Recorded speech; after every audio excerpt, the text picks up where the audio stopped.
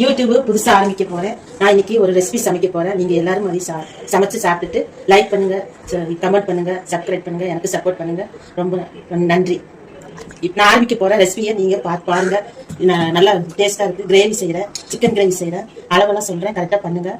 இட்லி, தோசைக்கு, சப்பாத்திக்கு, புரோட்டா இதெல்லாம் நல்லா இருக்குது. நீங்கள் எல்லாம் சாப்பிட்டுட்டு அது எப்படி இருக்குன்னு கமெண்ட் பண்ணுங்கள். ஃபஸ்ட்டு ஒரு 4 தடவை கழுவுனேன். கழுவிட்டு நான் ஏற்கனவே 2 தடவை கழுவிட்டேன். 2 தடவை கழுவிட்டு நல்லா தண்ணியெல்லாம் வடிச்சிடணும். தண்ணியெல்லாம் வடிச்சிட்டு இப்போ அளவாக போடணும். அளவு உங்கள் அளவு எப்படியா பார்த்துட்டு போட்டுட்டு இப்படி 1 ஸ்பூன் போடணும். மஞ்சப்பொடி 1 ஸ்பூன் போட்டு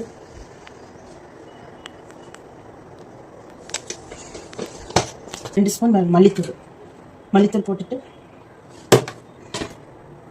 ஒரு 1.5 ஸ்பூன் மிளகாத்தூள் போடுங்க. 1.5 ஸ்பூன் மிளகாத்தூள் போட்டுட்டு இஞ்சி பூண்டு பேஸ்ட்டு 1 ஸ்பூன் போடுங்க. நான் அரைச்சி வச்சிருக்கேன், ஏற்கனவே பேஸ்ட்டு அரைச்சி வச்சிருக்கேன், அது நீங்கள் போடுங்க. இல்லாட்டி இஞ்சி பூண்டு பேஸ்ட்டு அரைச்சி போடுங்க.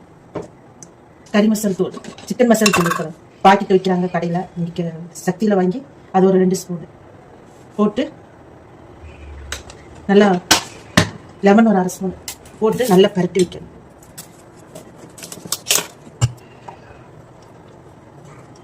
பரட்டி வச்சுட்டு நல்லா பரட்டி நல்லா அப்புறம் வந்து சாப்பிட்டா இருக்குது. 1/2 மணி நேரம் கழிச்சு நம்ம கிரேவி பண்ண போகிறோம். அடுப்பில் குக்கர் வச்சுக்கோங்க. குக்கர் நல்லா சூடானது ஒரு எண்ணெய், தேங்காய் ஊற்றுங்க. தேங்காய் ஊற்றுறதா நல்லா டேஸ்ட்டாக. ஒரு 4 ஸ்பூன் தேங்காய் ஊற்றி சூடானது வெள்ளரி ஒரு 3 எண்ணெய் நல்லா லேசாக கட் பண்ணி 2 பச்சை மிளகு கருவேப்பிலை போட்டு நல்லா வணக்கணும். நல்லா வணக்கிட்டே இருக்கணும். நல்லா வணங்கி ரோஸ் கலராக ஆகிடுச்சு. ரோஸ் கலர் ஆனதுக்கப்புறம் தக்காளி நல்லா 2 தக்காளி பெருசாக பழமாக வெட்டி அதை ஓடணும். வெட்டி வணக்கம் ஒரு 5 மினிட்ஸ் மூடி வைக்கணும். நல்லா வணங்கிடுச்சா நல்லா இந்த மாதிரி வணங்கணும். வணங்கினதுக்கப்புறம் சிக்கன் நம்ம பரட்டி வச்சுட்டு பார்த்தீங்களா, இதில் ஒன்றா பிடிச்சி மசாலா எல்லாம் ஒன்றா பிடிச்சி அதையே இதில் போட்டணும். பிடிச்சி இதில் நல்லா வணக்கணும். நல்லா வணக்கி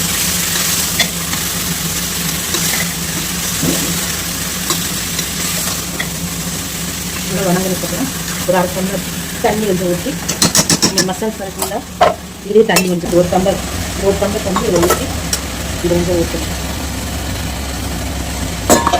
ஊற்றி மறுபடியும் ஒரு இடம் பரட்டி உப்பு காரம் எல்லாம் பார்த்துக்கோங்க. கரெக்டாக தெரிஞ்சுட்டு மூடி வச்சு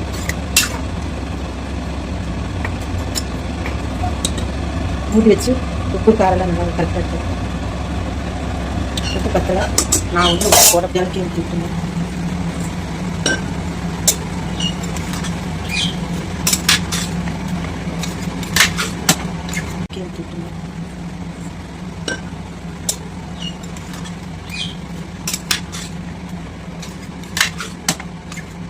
போட்டு இறக்கி விட்டுட்டு குக்கரை மூடி வச்சுருங்க. குக்கரை மூடி வச்சுட்டு ஒரு 4 விசில் வர வரைக்கும் அடுப்பில் 4 விசில் ஆயிடுச்சு. ஓப்பன் பண்ண போகிறேன். சிக்கன் எப்படி இருக்குன்னு பாருங்கள். நல்லா மசாலா வெந்து நல்லா கிரேவியாக உங்களுக்கு கொஞ்சம் இனி கிரேவி வேணுன்னா கொஞ்சம் அடுப்பு வச்சு சிம்மில் வச்சுக்கோங்க.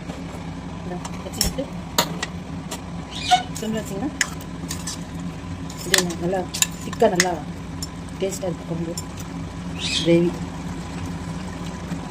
இது ஒரு 5 நிமிஷம் வச்சுட்டு மல்லித்தலை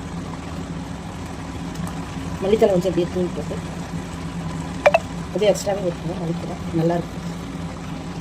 மல்லித்தலை கொஞ்சம் தேங்காய் மேலே அப்படியே ஊற்றுங்க. ஒரு மூடி ஓடும்.